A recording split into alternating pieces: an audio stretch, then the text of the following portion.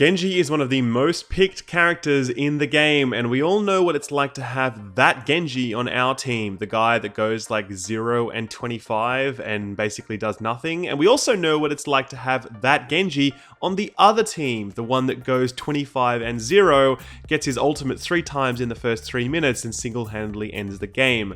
The difference between these two Genjis is how much they have practiced and understood the fundamentals of what is unquestionably the most complex and most difficult character to master. In this video, we're going to be going through those fundamentals so that you can get to grips with the basics of this guy so that you can start practicing and mastering the coolest cyborg ninja outside of a Metal Gear Solid game. Stick around.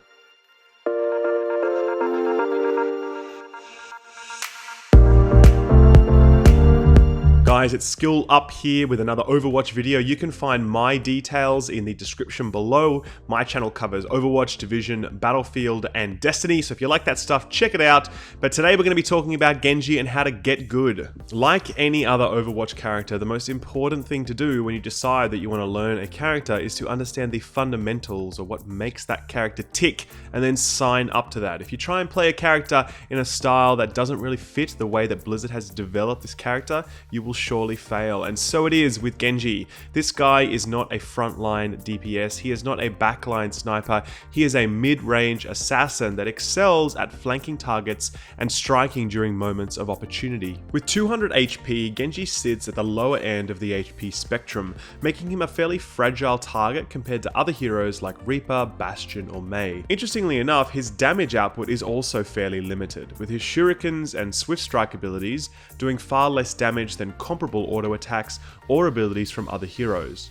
Genji is tuned entirely around the incredible combo damage that you're able to output when you are in just the right position against just the right target. So committing these combos to muscle memory is imperative so that you can use them when the appropriate target presents itself. Genji is a flanking assassin. While your tanks, heals, and mid-range damage like McCree or Soldier 76 run straight for the point or the payload, your job is to flank around to the left or the right to find the camping Widowmaker or Hanzo to bring them down. You are the assassin that aims to clear the backline DPS or heals so that your team can continue unopposed. The thing is, you're actually quite vulnerable while you do this. Where characters like Reaper have much more damage and more survivability, you are very much a glass cannon, and one wrong move while you make a risky flank will get you killed. It doesn't help that you're actually quite weak in 1v1 scenarios if the matchup doesn't favor you. Should you happen to run into a tank or a McCree while trying to flank the enemy, you had better hope that your swift strike is up, allowing you to make a swift exit. Otherwise, you can expect to be spending plenty of time watching that kill cam. In my view, good Genji play is about walking the fine line between pushing forward for a flank while staying just close enough to your team that you can quickly dash back for a much needed heal or shield. It's about going deep into the enemy's territory, but not so deep that you'll be exposed should you run into a matchup that doesn't favor you. Playing Genji is always a real tightrope experience because at any moment that rope could snap, putting you in heaps of trouble, so the key is to always carefully balance the risk versus reward of a given push or exchange and then make your decision based on that. More than anything else, and I cannot stress this enough, good Genji play is about patience, a point that I really struggled to put into words until I watched a video by Candy Drew on the topic. Genji watches from the sidelines and waits for his moment. He never charges in recklessly because doing so will almost surely get you killed. When I play Genji, I spend about 30% of my time fighting and the other 70% of the time just running around and looking for targets or a moment to strike. When I get this right, these are always my best Genji games. Genji requires discipline and patience, perhaps more so than any other hero in Overwatch, because he cannot 1v6, he can't even 1v2 really. He's highly exposed in a number of conditions. And even with his Dragon Blade, unless the conditions are right for him, he is going to die. But when they are right for him, Genji will destroy everyone and can single-handedly carry games. Learning how to wait for these moments of opportunity is critical, and if you learn how to do this properly, your Genji play will improve considerably overnight. So let's take a detailed look at Genji's abilities so that we can understand what really makes this hero tick. First up, his passive ability, Cyber Agility, which gives Genji the ability to run up walls and double jump. This is the core of Genji's kit, and the number one thing that you'll need to master if you're going to be great with Genji. Genji's damage at range is very, very underwhelming, and he lacks survivability up close when his deflect is on cooldown. Genji relies heavily on his mobility for both offense and defense, as his double jump and wall jumps are the things that will get him close enough to kill a target or far enough away from an enemy when the engagement isn't going his way. One important tip is that you can in fact triple jump with Genji by double jumping and then wall jumping, which will give you one more additional jump when you come off your wall climb. Learn to use this as it can give you a serious boost to your mobility. Next up are Genji's two main offensive abilities, his shuriken throws. Genji always throws 3 shuriken, each of them deal 28 damage for a total of 84 damage if each shuriken lands. They are subject to the normal 2 times headshot modifier, so landing all 3 of them will deal 168 damage. Genji has 2 ways of throwing his shuriken, via a volley which throws each of them in quick succession in a straight line, or via a fan which throws all of them at the same time but out in a fan style cone. Mastering these 2 methods of fire is extremely important if you're going to be effective with Genji.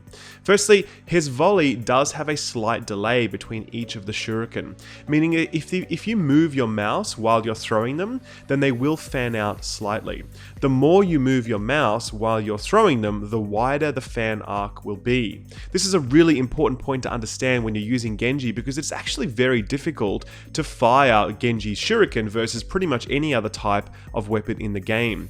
Where, like say for instance Soldier 76 or Widowmaker's auto weapon or whatever, it's generally a far more sort of a spray and pray style of firing. With Genji, you generally want to be either stationary or walking forwards or backwards while firing your volley in order to minimize the fan spread, and also you're going to be wanting to aim where you think the enemy will be, not where they are, as there is actually travel time for each of the shuriken. They're not hit scan weapons. It's actually really tough to do this consistently, and for this reason Genji is actually very weak at range, because most players are going to be moving frantically enough to make it very difficult for you to hit your target. Still, do practice with this extensively, specifically the part about shooting stationary or while you're moving forward or backwards, and keeping your reticle stationary until after all 3 of the shurikens have been released. This is the best way to increase your volley DPS and improve your accuracy while using Genji. The second mode of fire, fan, is equally important to understand, because this is what you're typically going to be using when you're relatively close to the target.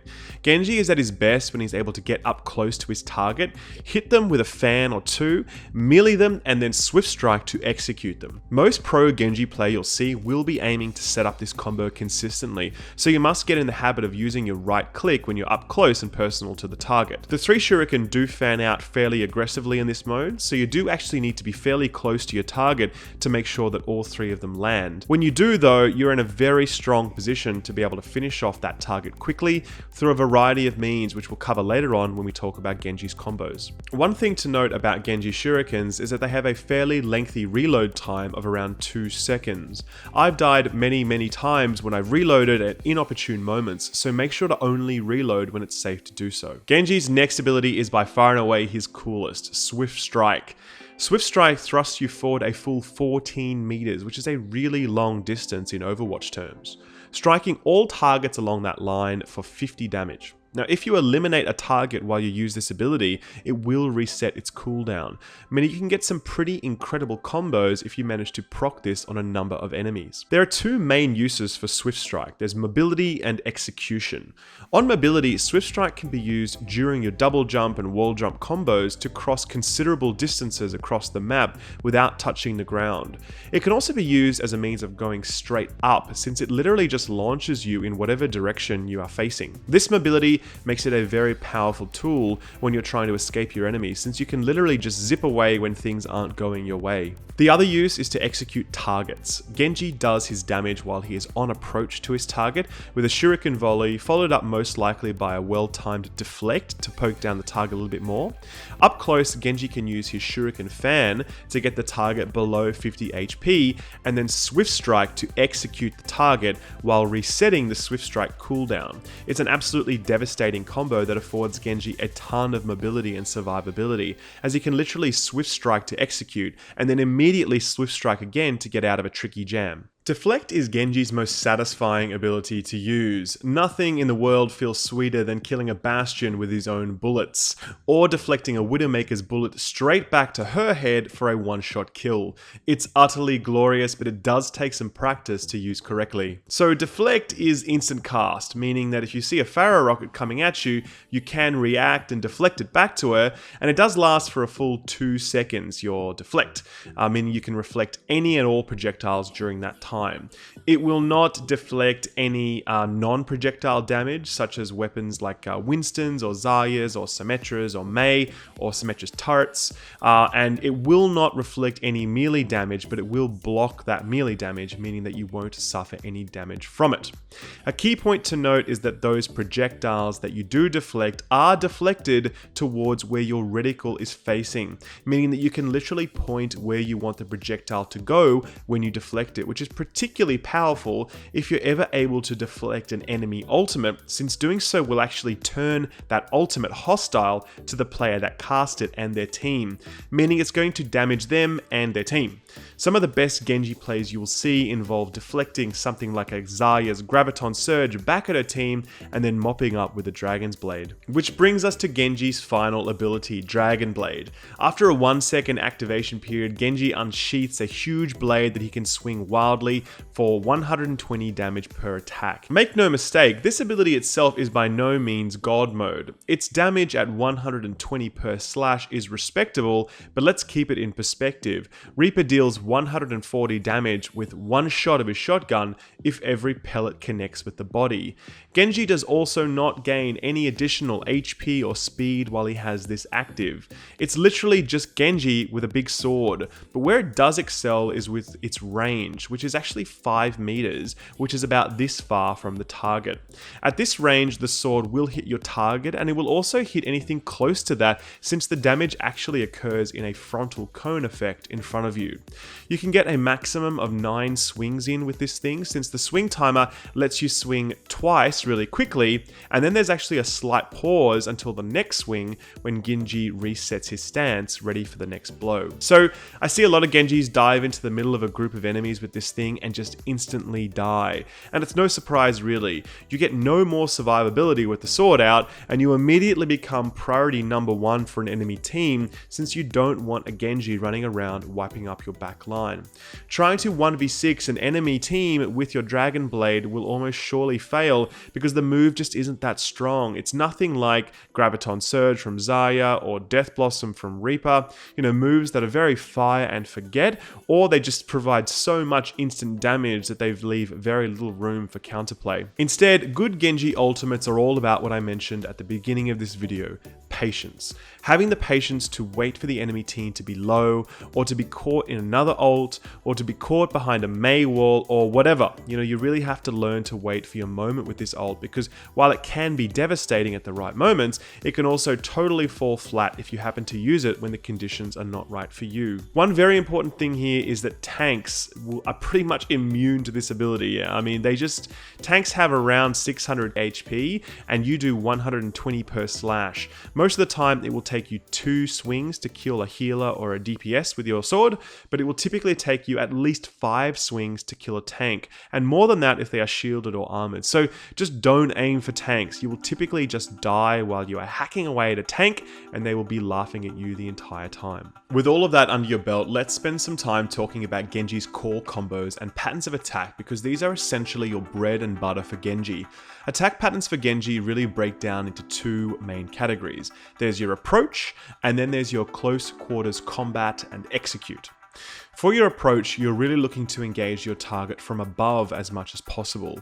Very few characters have the same degree of verticality that Genji does, so your positioning is actually a huge advantage, given that it's a lot more difficult to hit a target that's moving both up and down and left and right, rather than just someone that's running towards you simply moving side to side. On your approach, you're aiming to use your shuriken volley because your fan fire will spread way too much at this range. Given that it can be really tricky to hit your target, don't be too worried if you only hit them once or twice while you're making your approach. As you get closer, the enemy has probably spotted you at this point and has now opened fire. It's here that you'd be wanting to use your deflect to mitigate any incoming damage, and hopefully damage that enemy in the 1 or 2 seconds that they continue firing before they realize that they are in fact damaging themselves. This completes the first part of your combo, your approach, and the overall aim here is to get within a few meters of your target and have whittled their health down to between 50 and 75%. With those objectives realized, we move on to your close quarters combat execute combo. This combo takes a lot of practice to get right, and honestly the best way to learn it is through endless repetition so that it becomes muscle memory more than anything else. In essence, you're looking to use a shuriken fan, a melee attack, and a swift strike one after the other, all in the same split second, because each of these attacks actually cancel the animation of the other, meaning that you can actually do them at almost exactly the same time and get all of the damage from all 3 of them. Your shurikens will deal 84 damage if they all hit, your melee damage will do 50, and your swift strike will also deal 50 damage, meaning you'll do a full 184 damage if this combo is successful, with the added benefit of the reset on your swift strike at the end of it. It will one-shot very squishy targets like Tracer or Diva when she's out of mech form, but most of your targets will have between 16 or 66 HP left if they are at full health after you initiated this combo, so be ready to flick around and polish them off with one last shuriken to the face if that's the case. These are the fundamentals of Genji, and let me be clear by saying that no guide is ever going to make you a good Genji player. Strong Genji play requires hundreds of hours of practice, understanding not only the maps and the matchups, but far more complex and esoteric ideas like overextension, positioning, stealth, and counterplay. Much of it though comes down to just raw mechanical skill, which simply takes a lot of hours to develop. Stick with it though, and you'll find your hero pool now contains one of the most powerful and versatile heroes in the game, and one that looks damn cool while he's doing all of the awesome things that he does. That's it from me guys. If you liked this video, be sure to drop it a like and subscribe to the Video Games YouTube channel. You can also subscribe to my channel, which is in the description below, where you'll find plenty more Overwatch, Destiny, Division, and Battlefield 1 videos, so check that out if you're keen. For now guys, thanks for watching, and I'll see you next time. Bye bye.